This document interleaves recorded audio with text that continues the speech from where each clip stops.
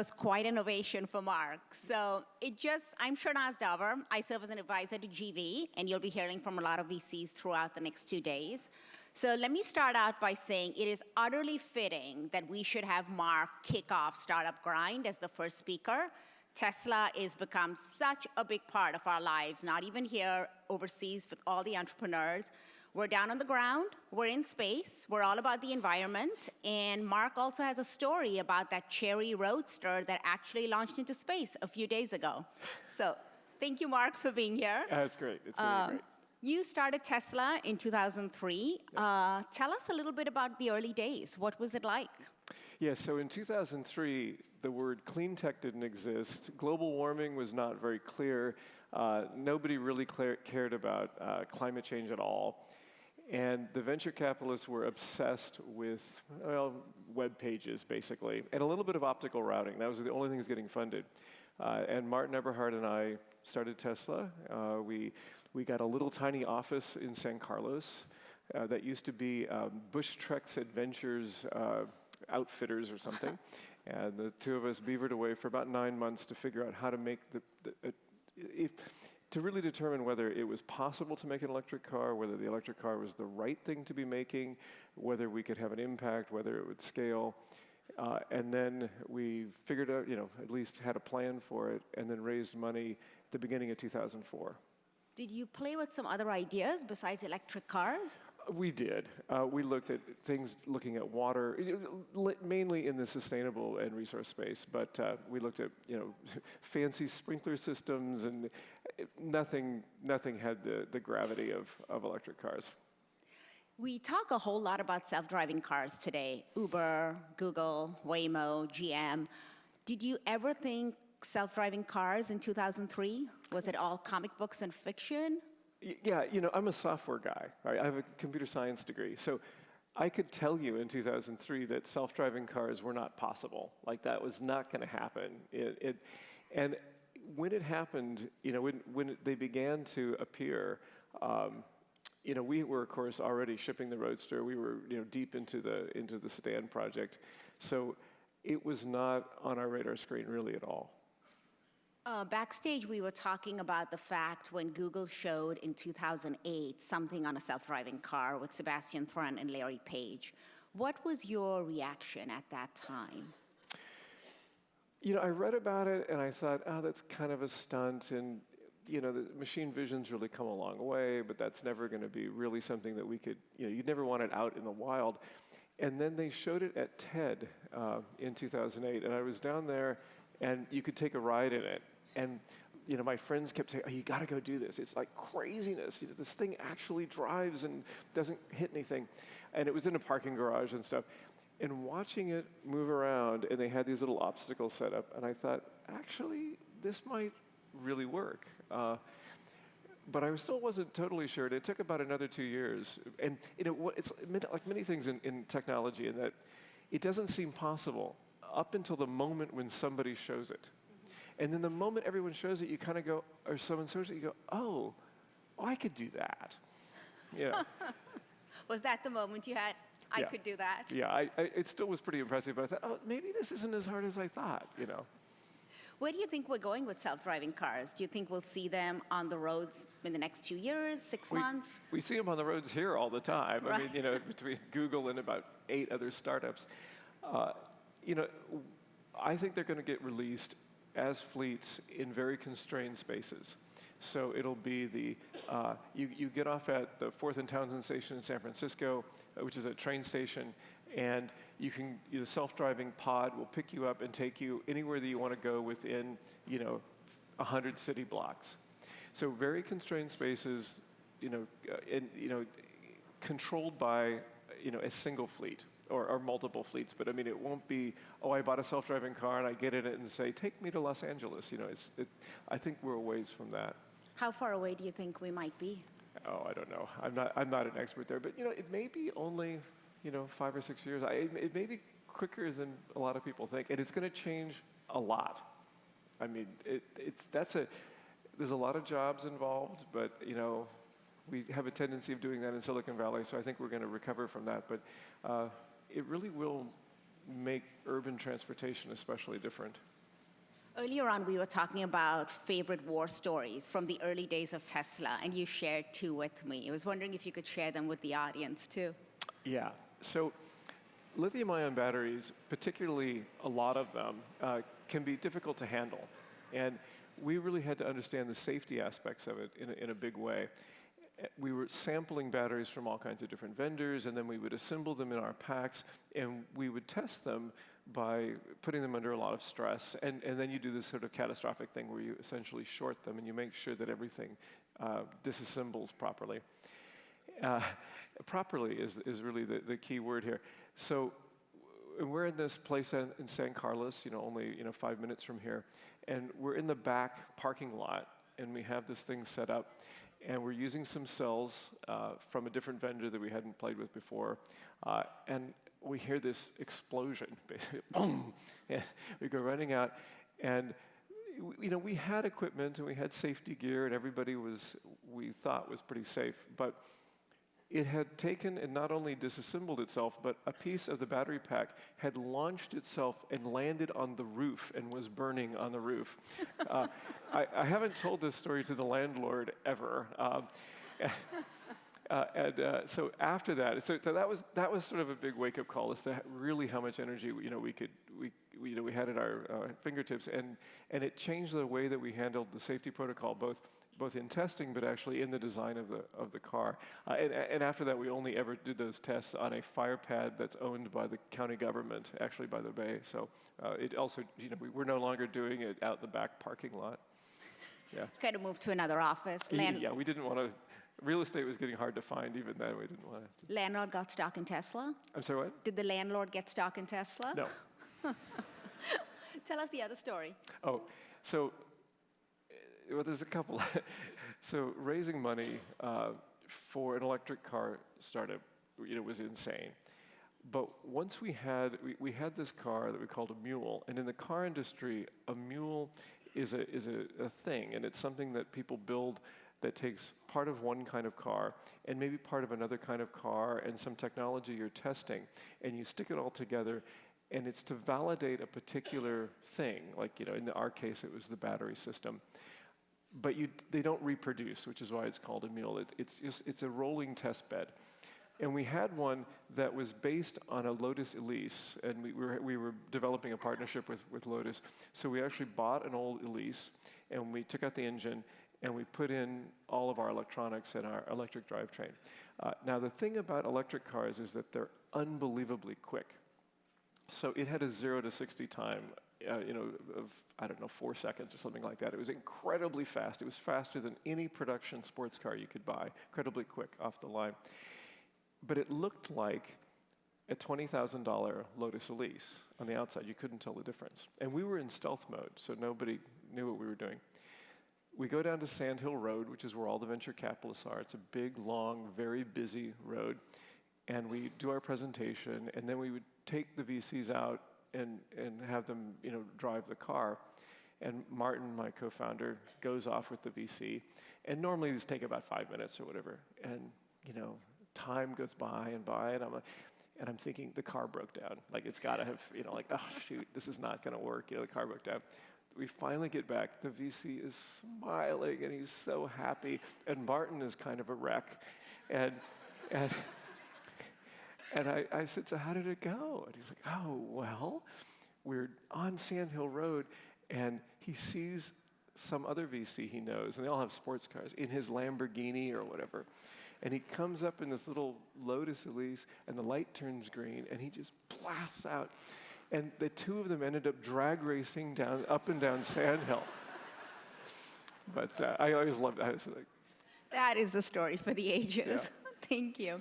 So you worked with Elon Musk. We see him in the news every day. He's a role model, an icon for, I would say, 99% of the people here probably. Tell us what it was like to work with him. Yeah, well, we met Elon raising money. So he was an investor in all of our series. Series A, he was the lead investor. We had a couple of small venture firms, and then we pitched him, and he came in as an investor in Series A and was chairman of the board, and then was on our board from 2004 until late 2008 when he became CEO. So, he was an investor during most of it, incredibly supportive investor. The great part about pitching to Elon, so this was in 2004, he was busy with SpaceX. And SpaceX, is in relatively small offices down in LA. They were still years away from getting their first rocket on a pad, which blew up immediately. But I mean, they still weren't even there yet. And normally when you walk in and you're pitching a VC, and you say, I'm going to build electric cars, we're going to change the world, blah, blah, blah. The VC is looking at you like you have two heads and couldn't, when can I get this guy out of the office? Politely. They're always polite. But you're pitching to this guy, and we're pitching to Elon, and I realize this is not going to be the problem because he's building spaceships, right? This is his thing. He's investing almost all of his wealth building spaceships. So the idea of an electric car, he was like, oh, I get this. I love the mission. I'm in. That was like the total. It was like nothing. It was like this isn't even hard. Next.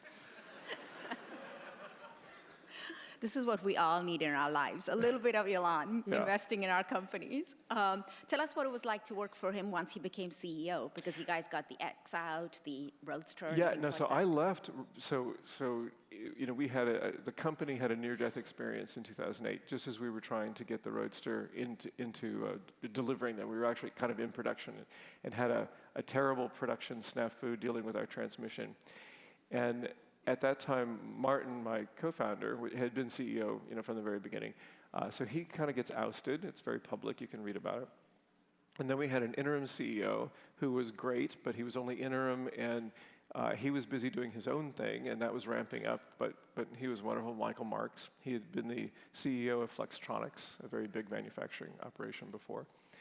And then we had another CEO who was the new permanent CEO that I didn't think was a very good fit for the company. That was Zev Drory. And that went on for a few months, and we were getting close to actually solving our transmission problem and getting cars out. And everybody was switching over to the S, because we'd had a small team working on the S for about a year. So we were all beginning to switch over to the S. And that's when I left, because I had little kids, and I didn't want to spend another 5 years on the next project. And I wasn't really happy with the CEO.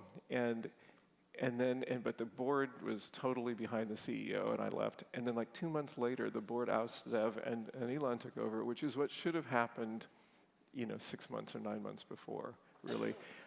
But working with Elon on the board, he's incredibly driven. Mm-hmm. His work ethic is insane. I mean, I don't know if he sleeps. I don't know how that works exactly. And he's very smart.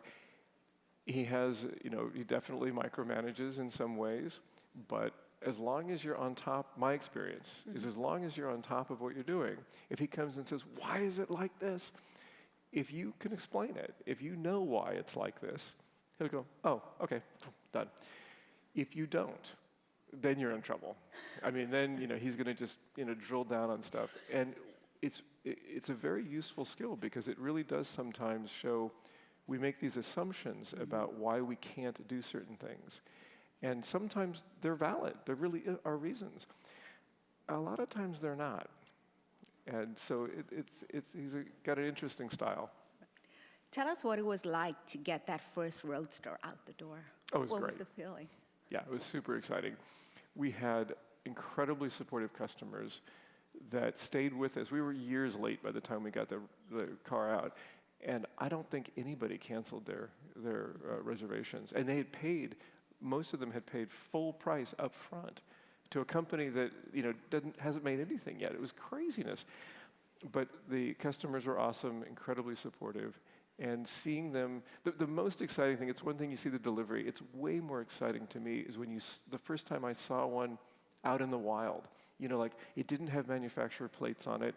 It was an actual customer who was driving our car, fast, driving it down, and it was totally great.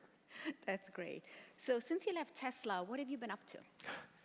So I left Tesla, and I got involved in education and politics. So I'm a local elected official in the town next door, and I've been on the school board. It'll be 9 years when my next term. I got reelected, weirdly, but I did.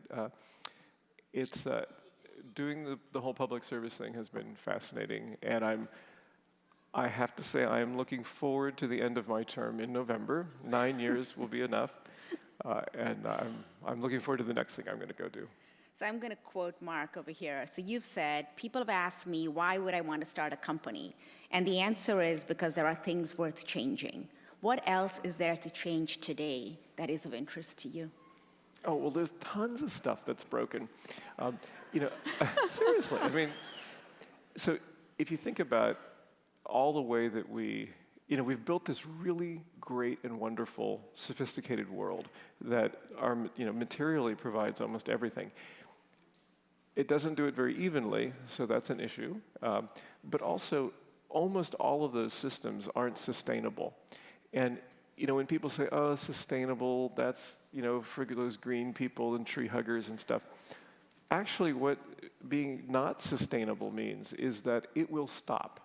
Herbert Stein, who's an economist, has this great quote. He says, "If something cannot go on forever, it will stop."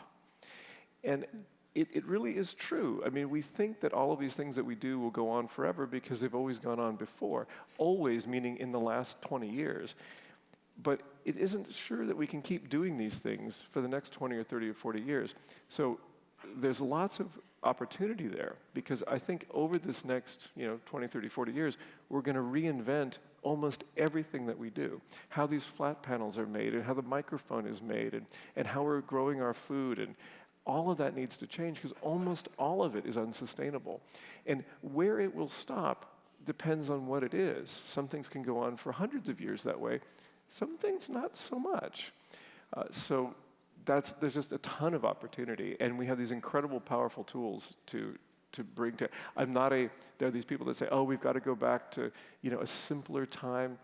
A simpler time. I mean, you're herding goats. Nobody wants to herd goats. I mean, we want to build rocket ships and stuff. So I think agriculture is a big one. Energy is a really big one. I mean, the basic stuff. How do you manufacture stuff really efficiently? How do you make energy that's sustainable? How do you feed everybody in a way that is really desirable? And it's everything from synthetic biology down to apps that allow you to distribute milk better. What are the areas that interest you the most if you were to start a company today? If I was going to start a company. So I happen to have the most amusing company or branch of it at the moment, I think, is food systems around synthetic biology. And there's lots of controversy about that, but there's a company that's working on putting cows in vats. I mean, not the actual cow in a vat, but building what the cow does for us and put that in a vat so it can make milk. And that, I think, is really interesting because dairy uses up a lot of land. It uses up a lot of our agricultural resources to make milk. And if you can grow those in vats very locally anywhere, that could be really transformative for a lot of the food systems in the world. It's pretty weird. So that's something that I like, but I don't know anything really about synthetic biology. The current energy storage game, where our batteries keep getting cheaper and cheaper and cheaper, that's huge, and it's not just about cars. Being able to put lots of energy storage locally at substations in the power grid, or for countries that don't have a very developed power grid, actually creating little microgrids, that has a couple big benefits. It makes things much more stable, but it also allows renewables to be much more effective. You no longer need peaker plants and gas turbines and stuff to offset when the sun isn't shining because you have batteries. So as you add these things to the grid becomes more resilient, more stable, and it makes the value and cost of those renewables, the value higher and the cost lower, without any change in the renewables. And that will transform, especially in the industrialized world, the power grid. So I like things around that. Are you looking at doing something in that area? Do you want to break some news over here? No. Just do it for Derek. not at the moment. No, I'll wait on that. So you have a lot of entrepreneurs in the audience. A lot of people have come from overseas, different countries. What is some advice you might have for them? So I see a lot of startups and a lot of entrepreneurs, and one of the things I think is you have to be very careful when you find a problem. First off, entrepreneurs go looking for problems. that's a different thing. Most people don't go looking for problem, right? That's not their thing. So entrepreneurs have this thing where you're looking for problems and you're trying to solve them. And one of the things I say is that you've got to really make sure that the problem you're solving has meaning. I think it's easier to get motivated and to recruit people if you have a mission that actually, has a bigger mission than just selling the shiny thing to the person. But also make sure that whatever you're working on isn't a feature. And I hear lots of stories of these companies that have these great things that are kind of features to an existing thing. It's got to be something compelling and exciting that grabs people's attention and that can scale and you can, sell to everybody potentially. I think big, I guess, is the big thing. Think really big. That was perfect to end it on. Thanks, Marc, really very much. And hope you guys all think big over the next 2 days. Thank you.